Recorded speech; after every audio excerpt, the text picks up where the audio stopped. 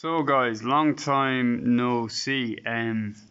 Back at it here. I got just got half an hour at it, and I said I'd rebuild that bearing here on the rear. So this, just to recap, this is a 1989 w124 estate or s124 estate, and I've basically done extensive underbody repairs to it, including kind of restoring a lot of suspension components, new Coney shocks, polyurethane bushings, everything like that. I did us all kind of through the lockdown period.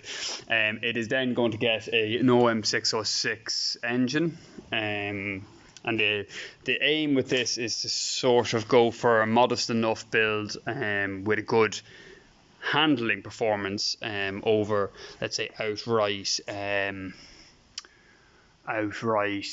horsepower. So I think I'll end up going for about 250 horsepower, 270, but I wanted to handle really nicely, if you know what I mean.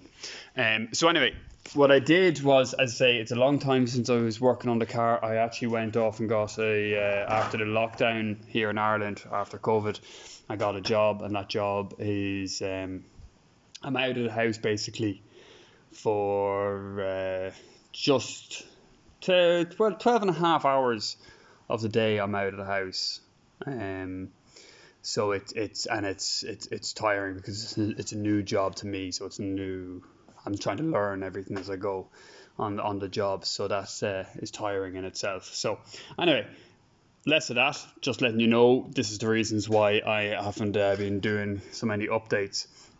But I put the new bearing in here with this in the hub.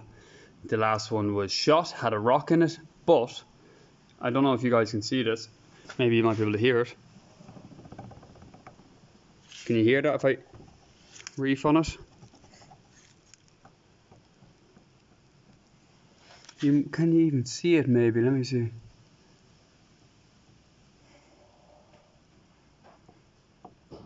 No, but you can hear that, I think. I think you guys could probably hear that. So there's a rock in it still. Brand new bearing, and it's rocking already, which can only mean to me, I mean, everything went real tight. Everything was real tight together. I think either this here is out of shape, as in the spindle inside is out of shape, and that's why it's rocking. But I think I can actually see the bearing moving back here when I do that. But maybe that's my imagination. I mean, the bearing feels good. I'm really on the fence as to what to do with this. Should I just run it? Is it normal for them to have a little bit of slap? The other side has absolutely none. I can't get that to rock at all, so I don't believe it is normal for them to have a little bit of that rock and play in it. I mean, that's going to be throwing it out a bit, isn't it? What do you guys think? Do I get a new bearing? Do I get a new hub? This piece here. Is the knuckle possibly out? Do I get a new knuckle? Are these things I can even get? I have to replace the replacement caliper that came.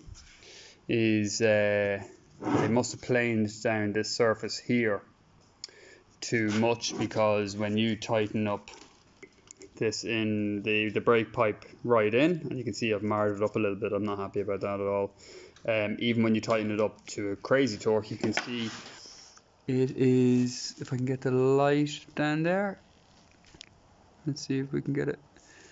You might just be able to see it. Yeah, you can see that little polished ring there at the bottom. So that's where the Goodrich brake hoses are fouling on there, and that's me getting it as tight as I could. And even with that, the copper ring, if I can get it to focus, you fuck. The copper ring was even there at that stage, was moving still.